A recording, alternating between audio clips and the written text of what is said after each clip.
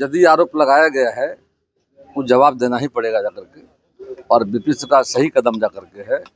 Bihar public service commission एक स्वतंत्र संस्था जाकर के तो संस्था पर आरोप लगा करके राज्य की छवि को धूमिल करने का जो प्रयास किया है वो जवाब देना चाहिए।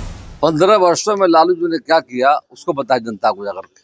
अंधेरे का बिहार, गड्ढे का बिहार, जंगल राज, घोटाला, दवा घोटाला, अलकतरा घोटाला, अपनी उपलब्धि तो बताएं 15 वर्षों का क्या किए।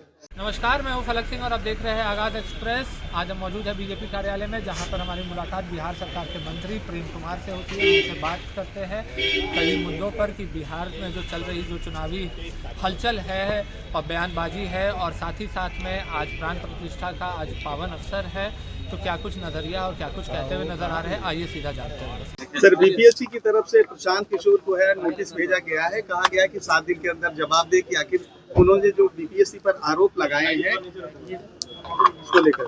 स्वाभाविक है, यदि आरोप लगाया गया है वो जवाब देना ही पड़ेगा जाकर के। और बीपीएससी का सही कदम जाकर के है। बिहार पब्लिक सर्विस कमीशन एक स्वतंत्र संस्था जाकर के तो संस्था पर आरोप लगा करके राज्य की छवि को धूमिल करने का जो प्रयास किया है वो जवाब देना चाहिए। सर, तेजस्वी यादव ने कहा है कि पहले आरसीपी टैक्स लगता था, अब डीके टैक्स लग रहा है बिहार में। कहीं कोई टैक्स नहीं जाकर के ये सब माने भ्रम फैलाने का जो काम इन लोग आदत जाकर के है। आप देखा होगा पूर्व में भी संविधान खत्म हो रहा है, आरक्षण खत्म हो रहा है, लोकतंत्र खत्म हो रहा है। तो संविधान खत्म हुआ, आरक्षण खत्म हुआ है और नहीं मतलब जाकर के बिहार में लोकतंत्र खतरे में जाकर के सबको आज़ादी है, हर व्यक्ति अपनी बातों को रख रहा है जाकर के है। तो वो इनका एक ही काम रह गया है, भ्रम फैलाना जाकर के। तो बिहार की जनता इनके भ्रम में आने वाले नहीं जाकर के है।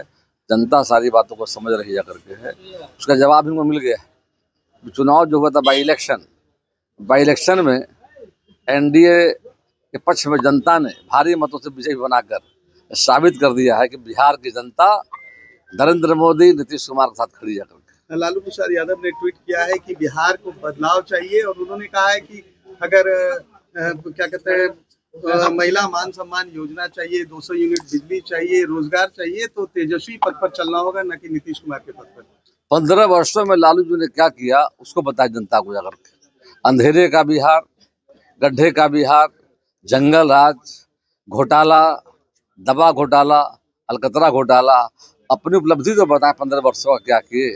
और हाल में सरकार में शामिल होने का मौका मिला है, किस सत्ता का तेजस्वी यादव की टीम के लोगों ने दुरुपयोग किया जाकर के जनता ने देखा जाकर के। इसीलिए नीतीश कुमार ने सही कदम उठा करके अलग होने का काम किया जाकर के। तो आने वाला समय जनता देख चुकी है, 15 वर्षों का शासन। और जब जब महागठबंधन सरकार में शामिल हुई जाकर के है, तो बिहार में जो इन लोगों ने किया है बिहार की जनता ने देखा जाकर के है। अब इन सबों के झांसे में कोई आने वाला है नहीं जाकर के। पूरी बिहार की जनता खड़ी एनडीए के साथ। हाँ सर, रामलला के कहते हैं कि डीके टैक्स सुना जा रहा है। कोई टैक्स नहीं, सब भ्रम फैलाया जा रहा है। इनका एक ही काम रह गया, भ्रम फैला कर राजनीति करना जाकर के। आरक्षण खत्म हो रहा है, संविधान खत्म हो रहा है, लोकतंत्र खतरे में है। संविधान खत्म हुआ, आरक्षण खत्म हुआ है, अब कह रहे हैं टैक्स लग रहा है।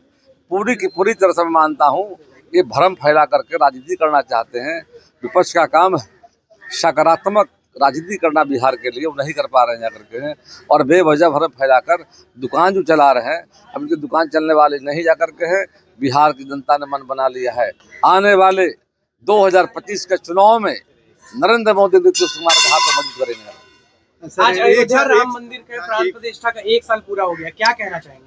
हम सबों का पार खुशी हो रही है। पूरी दुनिया में सनातन धर्मावलंबी के लोग, हिंदू धर्मावलंबी के लोग जश्न मना रहे हैं, खुशी मना रहे हैं, पूजा पाठ लोग कर रहे हैं जाकर के। आज का दिन भारत दुनिया के इतिहास में ऐतिहासिक दिन है।